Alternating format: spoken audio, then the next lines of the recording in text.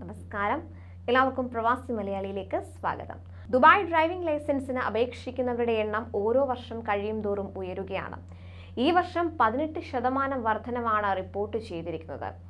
ആദ്യപാദം 54,887 അപേക്ഷകൾ ലഭിച്ചെന്ന് RTA driving licence വിഭാഗം മേധാവി അഹമ്മദ് മഹ്ബൂബ് അറിയിച്ചു. ഓരോ വർഷവും ക്രമാനുഗത വർധനവ് രേഖപ്പെടുത്തുന്നുണ്ട്. ഇനി ഡ്രൈവിംഗ് ലൈസൻസിന്റെ കാലാവധി കഴിഞ്ഞാൽ അത് പുതുക്കാൻ ഒട്ടും പ്രയാസമില്ല. ഇനി ദുബായ് വിമാനത്താവളത്തിലും ഇതിനുള്ള സൗകര്യം എത്തുകയാണ്. ദുബായ് റോഡ് ട്രാൻസ്പോർട്ട് അതോറിറ്റിയാണ് ഇക്കാര്യം അറിയിച്ചത്. വിമാനത്താവളത്തിന്റെ ടെർമിനൽ 1 ലൈസൻസ് പുതുക്കാനുള്ള സംവിധാനം ഒരുക്കുക. ദുബായ് അന്താരാഷ്ട്ര വിമാനത്താവളത്തിന്റെ ടെർമിനൽ 1 ഡിപ്പാർച്ചർ കോൺകോഴ്സിന് സമീപത്താകും ലൈസൻസ് പുതുക്കാനുള്ള സൗകര്യം നിലവിൽ വരിക.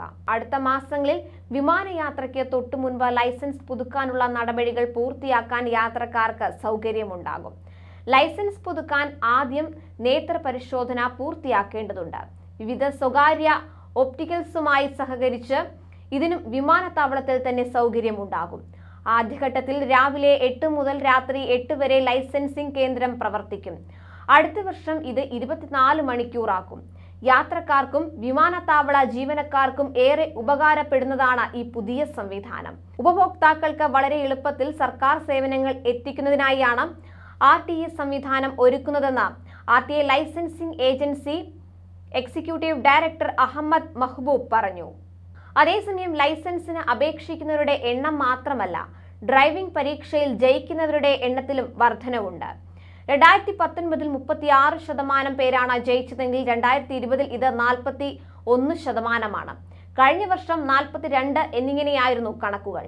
പരിശീലനവും പരീക്ഷയും പരിശോധിക്കാൻ സ്മാർട്ട് സംവിധാനമുണ്ട്. നിർമ്മിത ബുദ്ധി അടക്കമുള്ള ആധുനിക സാങ്കേതിക വിദ്യകൾ പ്രയോജനപ്പെടുത്തിയാണ് നടപടി പൂർത്തിയാക്കുന്നത്. അതേപോലെ 43 രാജ്യങ്ങളുടെ ലൈസൻസ് ദുബായ് ലൈസൻസാക്കി മാറ്റാനാകും. റമൂൽ, അൽ തവാർ, ദെയ്റ, ബിർഷ, അൽ മനാറ, അൽ കഫാഫ്, ഖത്ത RTA ഹാപ്പിനെസ് കേന്ദ്രങ്ങളിൽ ഇതിന് സൗകര്യമുണ്ട്. വിസ, പാസ്പോർട്ട്, ഡ്രൈവിംഗ് ലൈസൻസ് പകർപ്പ് എന്നിവ അപേക്ഷയോടൊപ്പം ഹാജരാക്കുകയും ലൈസൻസ് വിശദാംശങ്ങൾ അറബിയിലോ ഇംഗ്ലീഷിലോ നൽകുകയും വേണം. UAE തിരിച്ചറിയൽ കാർഡ്, നേത്ര പരിശോധനാ ഫലം എന്നിവയും ആവശ്യമാണ്. അപേക്ഷകൻ നേരിട്ട് വരികയോ രേഖകൾ സഹിതം പ്രതിനിധികളെ അയക്കുകയോ വേണം. കൂടുതൽ പ്രവാസി വാർത്തകൾക്കായി ഈ ചാനൽ സബ്സ്ക്രൈബ് ചെയ്യുക.